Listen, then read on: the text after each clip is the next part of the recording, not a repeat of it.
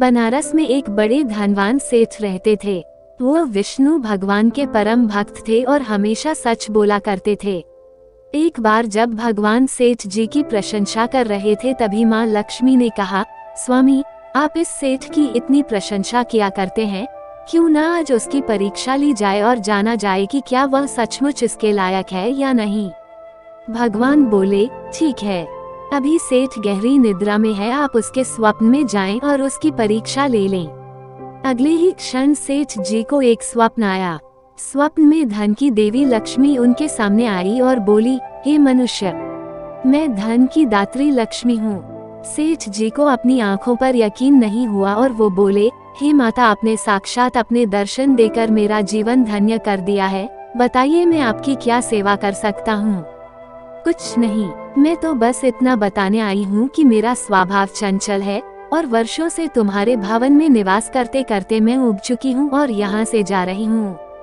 सेठ जी बोले, मेरा आपसे निवेदन है कि आप यहीं रहे, किंतु अगर आपको यहाँ अच्छा नहीं लग रहा है तो मैं भला आपको कैसे रोक सकता हूँ। आप अपनी इच्छा अनुसार जहाँ चाहे जा सकती हैं। उद्धरण चिन्ह। और माँ लक्ष्मी उसके घर से चली गई। थोड़ी देर बाद वे रूप बदलकर पुनः सेठ के स्वप्न में यश के रूप में आई और बोली, सेठ, मुझे पहचान रहे हो? सेठ, नहीं महोदय, आपको नहीं पहचाना। यश, मैं यश हूँ, मैं ही तेरी कीर्ति और प्रसिद्धि का कारण हूँ। लेकिन अब मैं तुम्हारे साथ नहीं रहना चाहता क्योंकि माँ लक्ष्मी यहाँ से चली गई है, अतः मेरा भी यहाँ कोई काम नहीं। उद्धरण चिन्ह। सेठ, ठीक है, यदि आप भी जाना चाहते हैं तो वही सही। सेठ जी अभी भी स्वप्न में ही थे और उन्होंने देखा कि वो दरिद्र हो गए हैं और धीरे धीरे उनके सारे रिश्तेदार व मित्र भी उनसे दूर हो गए हैं। यहाँ तक कि जो लोग उनका गुणगान किया करते थे वो भी अब बुराई करने लगे हैं। कुछ और समय बीतने पर माँ लक्ष्मी धर्म का रूप धारण कर पुनः सेठ के स्वप्न में आई और बोली, मैं धर्म हूँ। माँ लक्ष्मी और यश के जाने के बाद मैं भी इस दरिद्रता में तुम्हारा साथ नहीं दे सकता, मैं जा रहा हूँ। उद्धरण चिन्ह। जैसी आपकी इच्छा, सेठ ने उत्तर दिया और धर्म भी वहाँ से चला गया।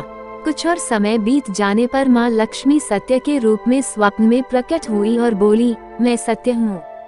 लक्ष्मी, यश और धर्म के जाने के बाद अब मैं भी यहाँ से जाना चाहता हूँ। ऐसा सुन सेठ जी ने तुरंत सत्य के पांव पकड़ लिए और बोले, हे महाराज, मैं आपको नहीं जाने दूंगा। भले ही सब मेरा साथ छोड़ दे, मुझे त्याग दे, पर कृपया आप ऐसा मत करिए। सत्य के बिना मैं एक क्षण नहीं रह सकता। यदि आप चले जाएंगे तो मैं तत्काल ही अपने प्राण त्याग दूंगा। उद्धरण चिन्ह। लेकिन तुमने बाकी तीनों को बड़ी आसानी से जाने दिया, उन्हें क्यों नहीं रोका? सत्य ने प्रश्न किया। सेठ जी बोले, मेरे लिए वे तीनों भी बहुत महत्व रखते हैं, लेकिन उन तीनों के बिना भी मैं भगवान के नाम का जाप करते करते उद्देश्यपूर्ण जीवन जी सकता हूँ। परंतु यदि आप चले गए तो मेरे जीवन में झूठ प्रवेश कर जाएगा और मेरी वाणी अशुद्ध हो जाएगी। भला ऐसी वाणी से मैं अपने भगवान की वंदना कैसे कर सकूंगा? मैं तो किसी भी कीमत पर आपके बिना नहीं रह सकता। सेठ जी का उत्तर सुन सत्य प्रसन्न हो गया और उसने कहा, तुम्हारी अटूट भक्ति ने मुझे यहाँ रुकने पर विवश कर दिया और अब मैं यहाँ से कभी नहीं जाऊंगा। और ऐसा कहते हुए सत्य अंतर्ध्यान हो गया। सेठ जी अभी भी निद्रा में थे। थोड़ी देर बाद स्वप्न में धर्म वापस आया और बोला, मैं अब तुम्हारे पास ही रहूंगा क्योंकि यहाँ सत्य का निवास है। सेठ जी ने प्रसन्नतापूर्वक धर्म का स्वागत किया। उसके तुरंत बाद यश भी लौट आया और बोला, जहाँ सत्य और धर्म है वहाँ यश स्वतः ही आ जाता है, इसलिए अब मैं भी तुम्हारे साथ ही रहूंगा। सेठ जी ने यश की भी आव भगत की और अंत में माँ लक्ष्मी आई। उन्हें देखते ही सेठ जी नतमस्तक होकर बोले, हे देवी, क्या आप भी पुनः मुझ पर कृपा करेगी? अवश्य, जहाँ सत्य, धर्म और यश हो वहाँ मेरा वास निश्चित है। माँ लक्ष्मी ने उत्तर दिया। यह सुनते ही सेठ जी की नींद खुल गई। उन्हें यह सब स्वप्न लगा, पर वास्तविकता में वह एक कड़ी परीक्षा से उत्तीर्ण होकर निकले थे। मित्रों, हमें भी हमेशा याद रखना चाहिए कि जहाँ सत्य का निवास होता है वहाँ यश, धर्म और लक्ष्मी का निवास स्वतः ही हो जाता है। सत्य है तो सिद्धि, प्रसिद्धि और समृद्धि है। जय श्री राम।